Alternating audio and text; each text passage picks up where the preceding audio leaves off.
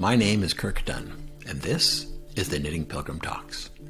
I'm an actor, writer, and knitter, and I'm also known as the Knitting Pilgrim. I earned that title because in 2003, I was awarded an Ontario Arts Council Chalmers grant to knit stitched glass, an installation of 3 large panels designed in the style of stained glass windows, which look at the commonalities and the conflicts between the 3 Abrahamic faiths, Judaism, Christianity, and Islam. They took me 15 years to knit. And when the project was complete, my wife Claire and I wrote a play called The Knitting Pilgrim about my experience knitting stitch glass and my research into interfaith relations. One thing that wasn't covered in the play was the meaning behind the imagery in the knitted panels. So this series explores each section in conversation because ultimately the project is about having conversations with empathy and curiosity about how we understand and sometimes misunderstand each other. Welcome to the Knitting Pilgrim Talks.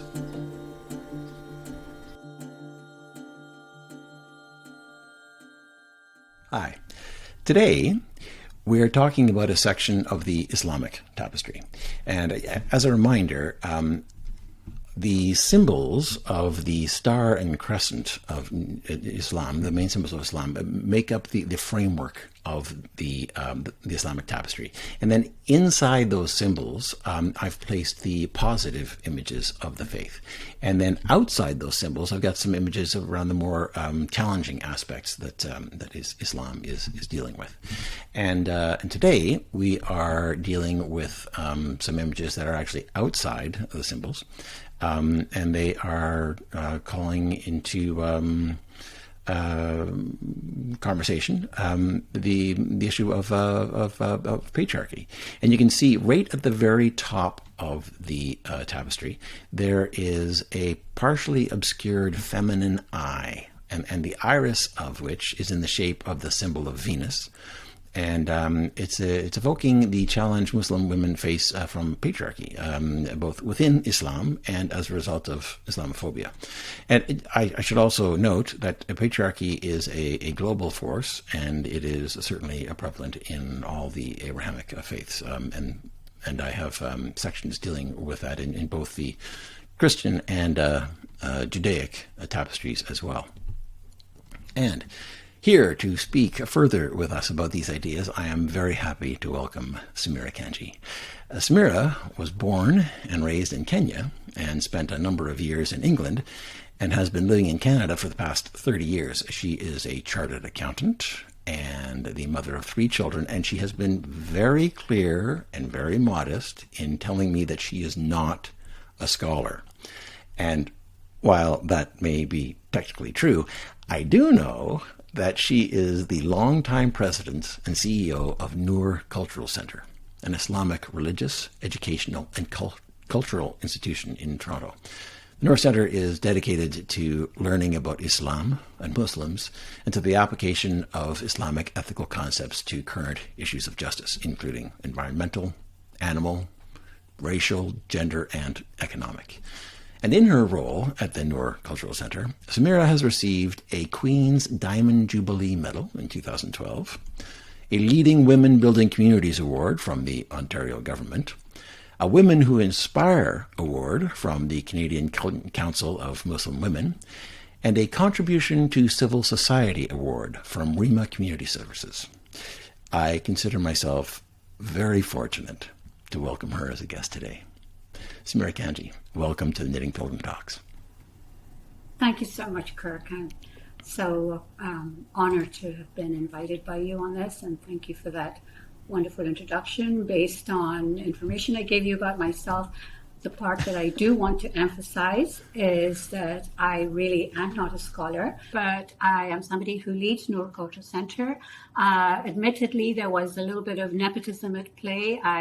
The center was founded by my late father, Dr. Hassan Ali Lakhani, who was extremely anxious to avail of the opportunity to feature a space in Canada which represented Islamic values as he saw them. And he particularly wanted, and this is addressing one of the topics that you wanted to cover today, patriarchy. He particularly wanted that Noor Culture Center should be headed by a woman, so that in his words, you women or women can show us men how to treat people. And so that's my mandate at Noor as regards promoting gender equity in the sacred space. Oh, that's excellent. Thank you for that. Well, what I'd love to just as a place to start, because there are so many people who just don't know much about Islam at all, other than what they see on the news or have bombarded from through media, which we know is not always accurate. So, just something historically. I'm wondering if we'd start with a little quick historical snapshot about how the Prophet Muhammad, how he impacted the rights of women in 7th century Arabia. So when he began, what kind of what were women's lives like then, and how did they change under Muhammad? Okay, so we don't put the primary emphasis on the Prophet Muhammad because we believe he was acting according to God's wishes, commandments.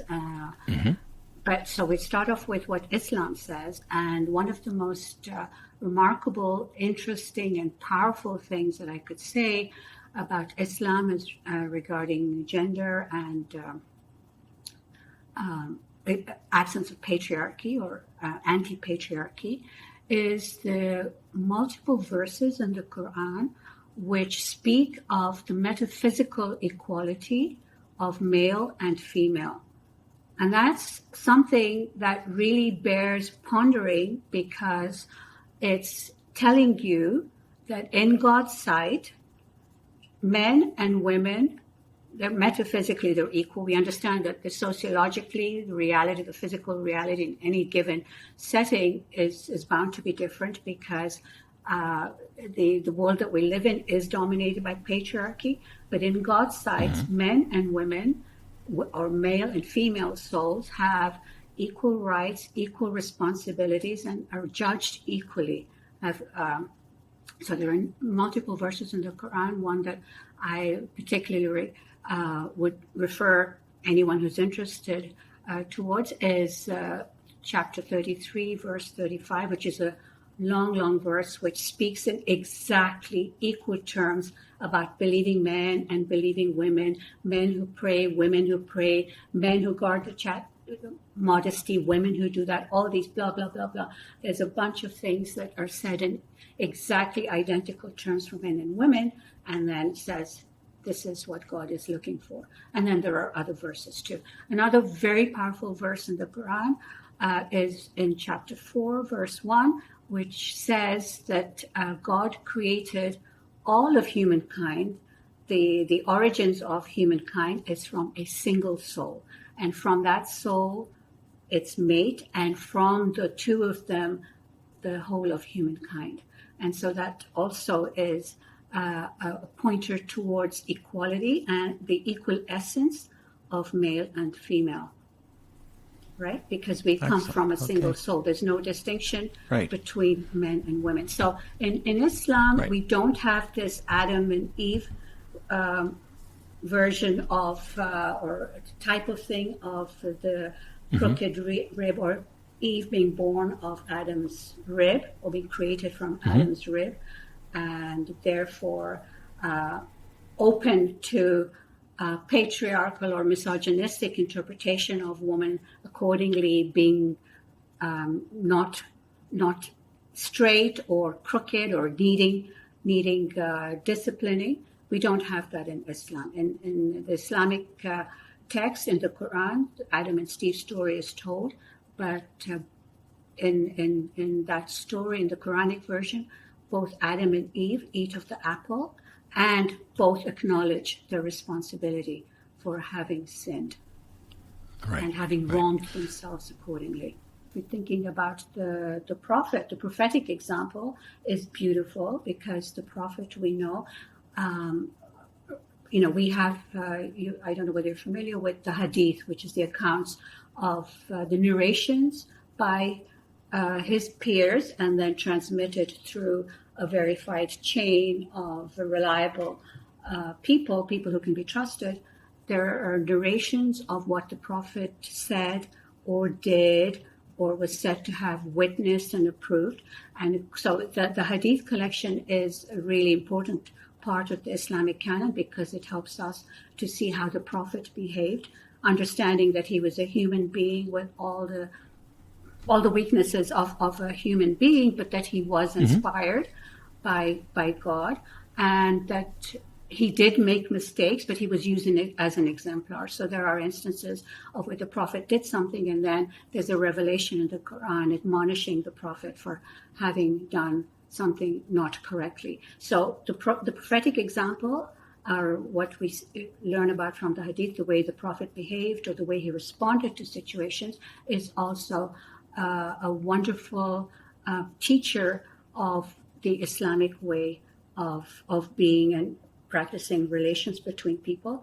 And one of the really powerful examples that people will cite is that the prophet himself was a wonderful gentleman towards his wives, treated them with extreme respect, and never raised a hand against any of them or spoke abusively, spoke very respectfully towards them. And of course, in his household, his wives had participated in his community events and spoke and were much respected. So the prophetic example is also, there's a Quran and there's the prophetic example. Oh, and one other thing that comes to mind is because I'm a marriage officer and I do perform Islamic marriages too. One of the features of the Islamic marriage, which is not present in the civil marriage, is the mehr, what's called a mehr. It's a gift from the groom to the bride. So the groom pays the bride a gift, which is her absolute property. And so and it's owed to her, even if it's not settled at the time of marriage. It's owed to her, even if they divorce, depending on the circumstances of the divorce. I mean, that's getting into a bit more complicated discussion. But the main point about that is that it's a gift given to her which belongs to her absolutely. So if you remember that this was 7th century Arabia, when in much of the world, including the Western world, women did not have full personhood and could not own property. Here, a woman is entitled to property to hold in her own right, and this was from back in the day. So, one of the things that certainly one of our big issues in Western society, certainly in I would say white Anglo-Saxon Protestant into Western society, and looking at Islam, is are the things like the hijab and the niqab and the burqa and clothing things, and we look at these items of clothing and we think that they must be a source of patriarchy and it's oppression. It's an imposition on women. Now, is that how Muslim women look at these things? Absolutely not. Absolutely not. It's curious to me why in Western society that at one time did what, say in Victorian times, where it's very easy to see, was really heavily dressed and very particular about dress. Why this should be such an issue, how women dress now. So why is it that having decided to liberate yourself from certain norms of dress, now you look askance at people who choose to dress in a different way? I mean, isn't the problem that either way, when you dictate to women how they should be dressed, you are oppressing them, and that if women choose for whatever reasons, for reasons of modesty or reasons of beauty or cultural tradition or whatever, why is it that we cast a suspicious eye on that and a critical eye, and are there not Western cultures, other Abrahamic religions, for example, Orthodox Jewish women, I know a lot of Christian women belonging to Orthodox churches who also like to cover. Why are we so obsessed with the way Muslim women wear? Why don't we just decry imposition of any dress on women, whether it be by Muslims or by others? If you're forcing something on women, that's the thing to be questioning, and not the fact that Muslim women happily wear their, head coverings, loose coverings, tighter, hijab, niqab, whatever. And then there are those women like myself who don't dress like that, but still identify very, very strongly with our religion. Right. And so just as a point of information, what you're saying is that Islam itself doesn't necessarily demand or impose any of these things. That there might be certain sects or cultures that do, but that's not from Islam itself. No, I think some no. So there are cultural dresses. Like if you go to say Pakistan, women wear the loose covering. I mean, my grandmother used to wear that too. But then in certain parts of the world, Muslim world, you'll see now that there's a very strict hijab covering. That these are based, those stricter ones, the very tight covering of all hair, is something that people do because they believe that's their understanding of the call for modesty, that hair can be enticing, and to be truly modest in public, you need to make sure you are not showing off these natural beauties. I mean, it's pretty much like in the Orthodox Jewish tradition, where women also don't show their natural hair, right? So yes, there are women who believe certain parts that the Quran does call for a woman to hide her beauty in order to be a pious and a respected woman. But not everybody believes that, obviously. And so Muslims are pretty much split across this full spectrum. Women, I mean, these are believing Muslims I'm talking about, not just cultural, but believing, practicing Muslims, some of whom will say, I wear niqab, and we fully support those who want to wear niqab because, that's what it makes sense to them. That's what they believe increases their piety, their pious performance.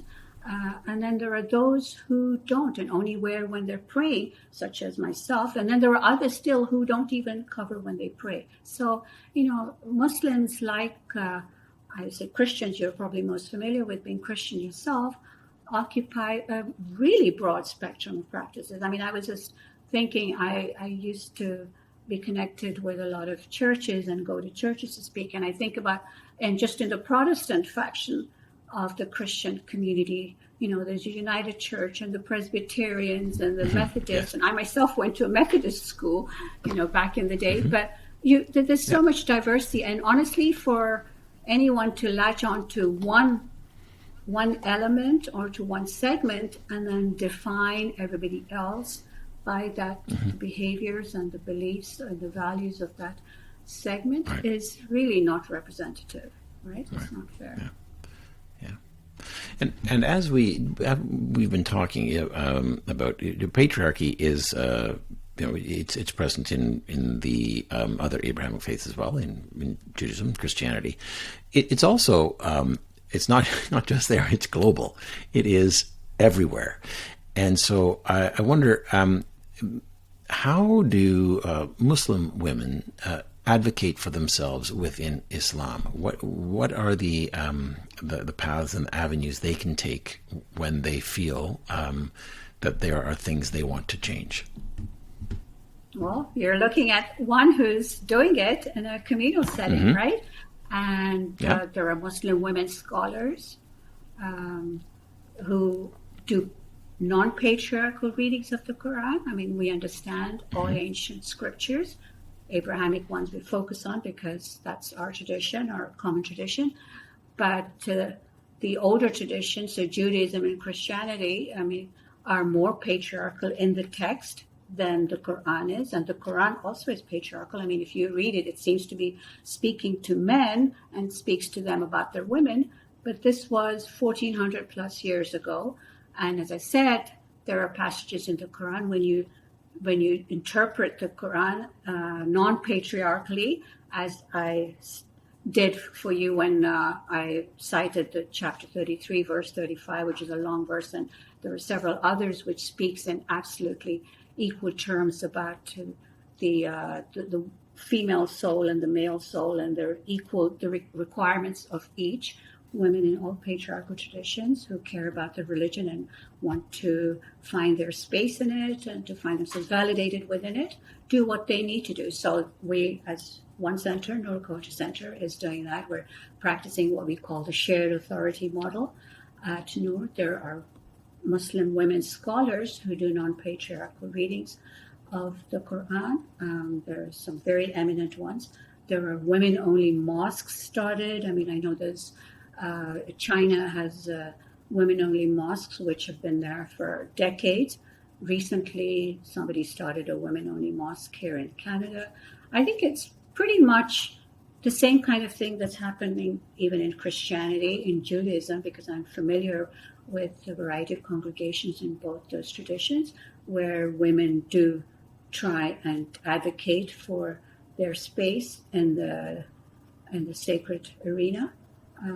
Muslim women no different. Muslim women are highly educated, and so they're breadwinners. They very often have power in the domestic environment in the home, and they fight for what they want. I mean, they argue for what they want, and things are changing. I mean, so right. We're a space that exists. There are other spaces that also extend. In Islam, actually, women don't adopt their husband's last name. So I think that's actually quite a point. I took my husband's last name. So some women do, because I wanted my kids and myself to have the same last name. But a vast number of Muslim women here use their maiden name, so they don't lose their identity. They don't assume their husband's identity, but then they have the children take their dad's last name. And it sounds like what you're saying is that for many women, Islam is a resource for liberation. I mean, they are not fighting against Islam when they fight patriarchy. They are actually using Islam to say these patriarchal ways are not helpful. That this is the way Islam wants us to be. Is that accurate? Absolutely. Yeah. I mean, lately we've seen quite a few Muslim women icons. I think you would have seen on our website too, or Malala Yousafzai and other iconic women in the Muslim world. When we've seen things, movements like the Arab Spring in the Sudan, you see women are out there advocating. I mean, Palestinian women are strong. They're, it's such a misrepresentation and so honestly so patriarchal or paternalistic to be critical, to be looking down on Muslim women because they cover and imagining that they need to be saved by us, by others, because they don't. These women are they're the resources, and as you say, they find their strength within Islam through some of the very things that I've mentioned. What the Quran says, the prophetic example right? And long history of actually female scholars. So in early days of Islam, over time, things changed. I think colonialism has had a huge impact on the development of Muslim societies, because I think the vast majority of Muslim majority countries had been colonized, and colonization left a huge imprint on them in their legal traditions and the way societies were governed. So there's been a huge interruption in the natural flow of development of Islamic way of being. Yep. Yeah, and you said something very interesting there, which it struck me as a huge irony, and I hadn't quite looked at it that way before. But this idea that when we and I'm thinking of the law in Quebec, which is dictating that the people in public service cannot wear any religious paraphernalia or icons or clothing of any sort. That when we do that, the irony is that we are being incredibly patriarchal in trying to save women from patriarchy. So like we're the ones who are being the patriarchs in that position. We're not saving them for anything. We're actually inflicting it upon them because we're telling them what to do. Absolutely, I agree. And Quebec, of course, it's not just women, it's not just the hijab or the niqab, but it's also the kippah. So yes, it's under the guise of being secularist, but it's really, I think it doesn't jive with what we see ourselves in Canada as being about. That we have freedom of religion. We're not supposed to be laïcité. We're not supposed to be free from religion. And Quebec society doesn't wish to be free from Christianity. It just wants to be free from the other religions. And so I think that's pretty patent. Yes, indeed. Samira, thank you so much for our conversation today. I really appreciate the time you spent with us. Thank you, Kirk. If you would like to get in touch with Samira Kanji or find out more about the great work she and the Noor Cultural Centre are doing, you can find out more at their website, noorculturalcentre.ca. This has been an episode of the Knitting Pilgrim Talks. We'd like to thank the Ontario Arts Council for their support of this conversation series and their funding of Stitch Glass, and the Toronto Arts Council and the Canada Council for the Arts for their support of the Knitting Pilgrim Show. If you'd like to hear more conversations like this about interfaith matters, stitched glass, and knitting, please check out our episodes at kirkdunn.com or the Knitting Pilgrim YouTube channel.